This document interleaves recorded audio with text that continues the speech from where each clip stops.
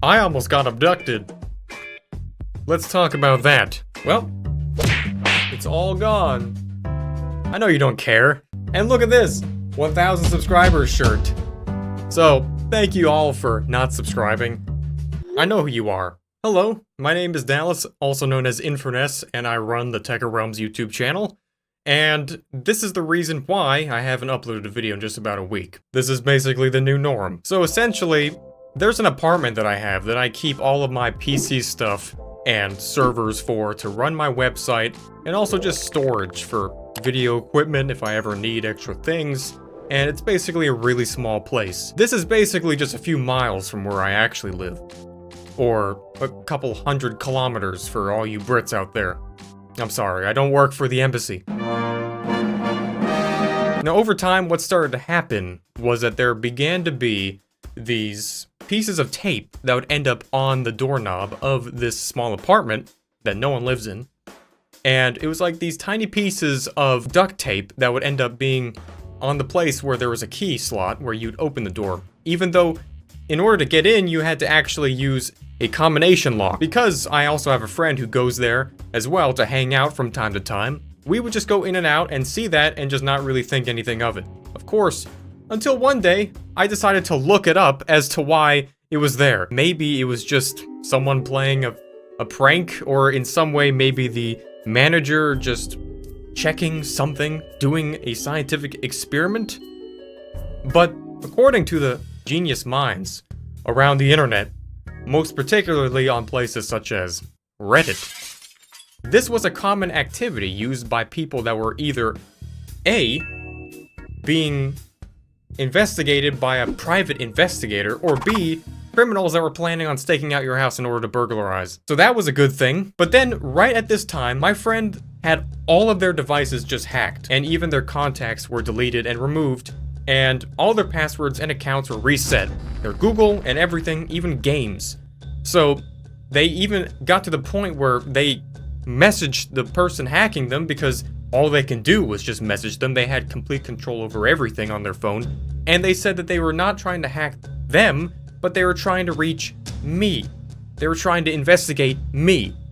So, good job, right on target. It just turns out that the FBI also paid me a little visit, friendly, because of a video that I was making on this channel for YouTube Unsolved, a series on this channel, because we were investigating something that could have very well been a real crime, and considering that that happened, it probably was. This is not a normal career. Before leaving, they actually asked me about the tape on the door, and that was what drew my attention to it, as to look it up, because they were curious as to how it got there, but didn't say anything else other than that. So I said I don't know, and then they just left. So thanks for the help, and you're gonna understand why that's important. I didn't know any other reason why the actual Federal Bureau of Investigation would have asked about something so simple. Maybe they were just like, oh, well, looks like something horrible is about to happen here. Let's just wait it out and see how it goes, then we'll check up later.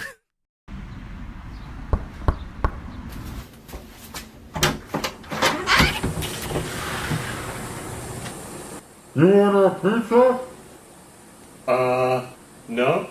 Oh, well, too bad. So one day, I decided that I was gonna go film some cinematic shots for a video that I was doing, and in order to do that, I needed to rent a U-Haul truck because I don't got no truck, I have a tiny car. So I had to drive all the way to the U-Haul place, which essentially was just one big parking lot. It was really high quality. And there was this white small car that basically followed me this whole way. Now when this type of thing happens, you usually don't even pay attention to such small details in your life, and generally when you're just doing such basic things, and you really start thinking that something's in your head, or it's just all in your head when you start to notice things like that.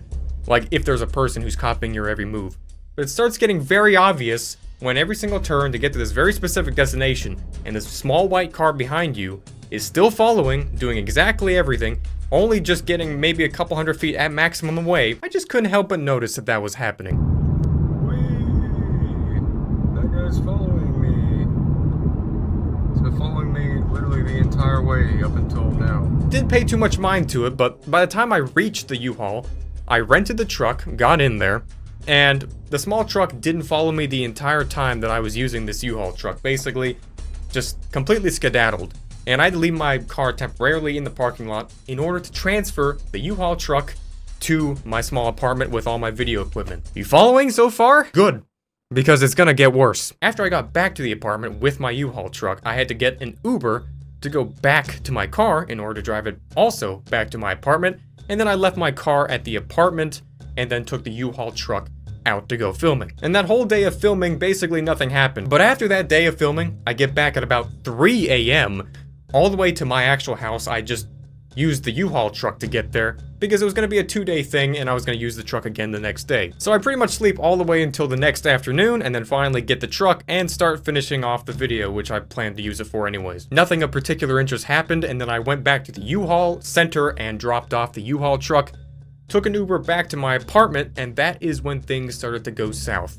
Because at the apartment there was an envelope sticking out of the door, and I looked at it before even entering the door, and it was a noise complaint. A noise complaint because of noise that was being caused at 2 a.m. at the apartment the previous night when no one was there. No one was supposed to be there. I was at my own house. So what happened next was I went in to see what was going on, and the door was unlocked despite leaving it locked. And the Ring camera, which was fastened to the side of the door, was disabled somehow, even though it's never supposed to turn off. And inside of the apartment, every single little thing was just out of order. Nothing was broken and nothing was stolen, but every single tiny aspect. The rug was halfway rolled up, the couch was slightly tilted, the TV that was on a table was halfway off but not fallen off, and even some computers were on the floor. Every single thing that was in the apartment was basically flipped upside down in some way or another, like someone had gone in there and specifically looked for something, but left with nothing. And the manager who gave the noise complaint had no idea what was going on, but whatever had been going on was obviously loud enough in the middle of the night to cause a disturbance. So of course, first thing I do is go check the Ring camera, and what the Ring camera sees is right before it turns off is that there's this white car right outside the frickin' apartment, which is driving by, and then literally only a couple minutes later, somehow it's just disabled. So after that, in my own curiosity, I decide to check yet another camera, which is supposed to be outside my house, and it's on a pole, which is always looking at the street. And I look back just throughout the whole day, just see the very few cars going by, and one of the cars, right during the time when I wasn't there because I was using the U-Haul to film, was a white car which kept going back and forth up and down the street at least 2 or 3 times, the exact white car that was following me. And the white car that showed up at my apartment at 2 a.m. before the Ring camera cut out and someone entered the apartment. Based off of expert opinion on the matter of this type of behavior, it would suggest that somehow someone knew the exact location of not me, but everywhere I went with my car. I left the car, my own personal car, at the apartment, even though I used the U-Haul to go around and then go back to my house. The apartment was entered, raided, I was followed almost every time I used my car, and the person involved was obviously willing to go across the line of breaking the law in order to do so. So the first thing to rationally do is to check my car to make sure I haven't just been transferred into real-life Assassin's Creed somehow, and just see if there's a tracker in there. And there really isn't anything, like no matter how much I look up and down, inside and out of the thing, and there is nothing that suggests that anything had been altered of it. And there's no crime that had been necessarily broken other than the entering of my apartment, which was investigated by the manager, but nothing was stolen and there was nothing left behind. There was no video evidence because the only thing that showed was just this white car right before it cut out, which suggests that someone somehow had the ability to tamper with even that in the process of doing this as well. Someone thought that I was in a location because of my car's location and broke into there, left nothing behind because of me not being there, and then left after also visiting my house because they somehow knew where that was as well. Which means that there's a dangerous amount of information that's in the hands of someone who really should not have it. Also, the footage from the camera that's on the block where I live showed that not only this white car went down it, but this white car actually was parked at some point in the driveway, which is just right at the bottom of the video. And throughout this whole entire charade, the FBI didn't talk to me ever again. Again, thanks for that. And basically, this all being connected with the type of things that we do here in this channel, I mean, I'm basically living in real-life CSGO. All we do is just investigate scammers, dangerous people, and I even end up on scammer hit lists. And I contact supposed hitman to contract my own extermination along with being basically hated by every single illegal person that's in a foreign country at this point, I'd have to imagine. And no one seems to really understand that up until something like this happens. I don't want to end up tied to a tree in the middle of a forest just for the sake of a video to be made just to entertain people. Although that would be kind of entertaining in and of itself. After a while, it would kind of get old.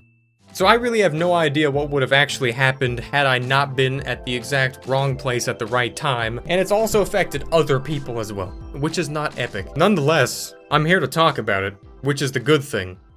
But it doesn't mean that that's how it's gonna go down every single time. And I don't think it should, because I don't think this type of thing should happen to begin with, to anyone, just simply trying to make some funny videos every now and then. That's why here at the Thetekkitrealm, we stand out. But now that that's been covered, I'll see you and you'll see me in the next one. Make sure you go about 2 inches below this screen and check out the brand new available merch, which is now available right below the description. And once you do that, you'll get 10 years of good luck. I'll see you later. You'll see me. Goodbye.